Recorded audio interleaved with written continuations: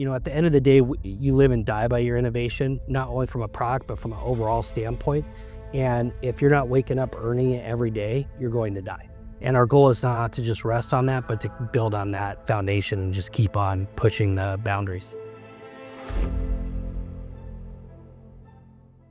Even before pickleball was cool, we went all in. We wanted to define what performance paddles were.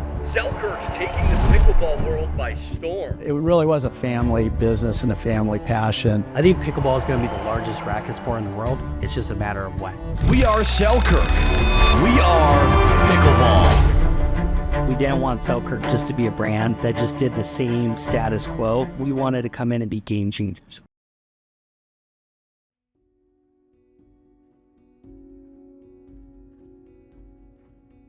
In 2021 and 2022, we really saw the investment community take note of pickleball. So it was definitely a time of intense competition. And being a family-owned company, we didn't take any investment at that time. And we saw new brands enter into the sport that didn't have that history and, in our opinion, didn't have the best interest of the industry in mind. But near the end of 2023 and going into 2024, we started to see a change in the industry, a change in mindset. And what we started seeing was people make product that wasn't best for the sport or best for the customer long term.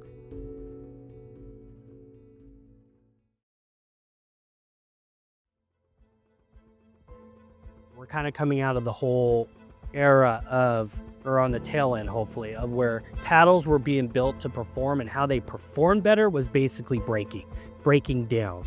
And then they would have a higher performance in a way and last, X amount of months. And even to the point where some brands are selling paddles that they literally are not offering a warranty because they're calling them consumables. So you're supposed to spend $200 something and then it's a consumable, right? And to us, that's just not acceptable.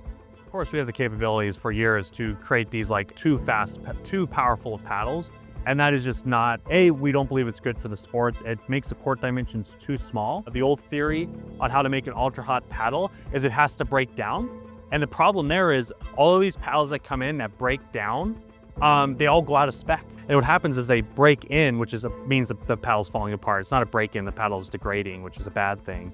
It's a bug, not a feature. We could have made these paddles, we could have made a bunch of money, we could have entered that market, but we fundamentally didn't believe that these paddles were safe and good for the sport. And ultimately that held true because of how much drama and how much negatives have happened of those paddles on the market. So our whole thing, and why we've not compromised on this, even when those hyper paddles came out and we didn't want to participate, was we wanted to build something that could perform at the highest level within legal limits and keep the integrity of the game while also offering world-class durability.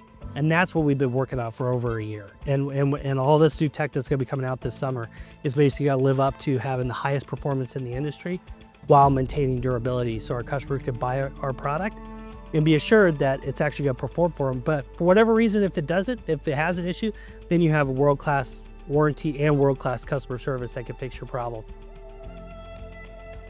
We refuse to make product that breaks down and falls apart and disintegrates in your hand in a matter of hours.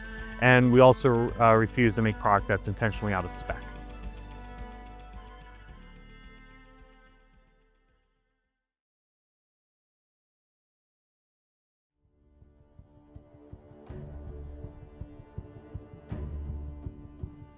Practically, from a product standpoint, we're constantly trying to see what we could do better. And from an R&D perspective, we invested in 24, probably 8 times on the R&D side, building out infrastructure, people, equipment, and everything that entails with that. Probably 8 times, we spent 8 times more in 24 than we did 23. And this year we'll probably double our cost or triple our cost from even 24. We want to be able to control and own the process from stem to stern. And so we're building out that team that can take a product, not just from design or conceptual, but actually prototype it. Ideas are cheap, ideas are easy. It's really hard to take an idea, turn it into a product that people actually want. And with the materials you have on hand, the equipment, the techniques, the skill you have on hand, and then translate to something you can actually make tens of thousands of units of, and do that cost effective enough, of a high enough quality, high enough dependability, and it's something that doesn't take years and years to implement. All other manufacturing skills integrate into R&D. That's super helpful because normally what you have in most organizations, small or big, everyone just kind of siloed in all these different departments. And that's not super helpful because what ends up happening when you just need to come up with an idea, turn it into something you can actually manufacture, then turn that into a product, and then implement that product on the line, you're dealing with so many different departments. It's not super effective, it's really slow. So not only do we bring the right people in-house on our team to do the work, but also we buy the machines, we put them here, we figure out how to use them, and that's really important. We want the highest level of performance, we want durability, and we want to stay in spec. We want to make product that's legal and is responsible, and we're not gonna design anything other than that. The team we've assembled, the breakthroughs we're having, the tech we're already starting to implement is, I think, going to set a new standard. Every year, our company feels like a new company. We go to the next level. And I just feel like we've upped our product game, but we've just been quietly working in the background. I am more excited now about the product we're working on and the direction we're going than I've ever been in our whole company's history. And I think we're gonna be having a conversation, hopefully in 10 years, where pickleball will be the largest racket sport in the world. I am just extremely giddy about what we're going to be bringing to the market and hopefully making pickleball players' lives better.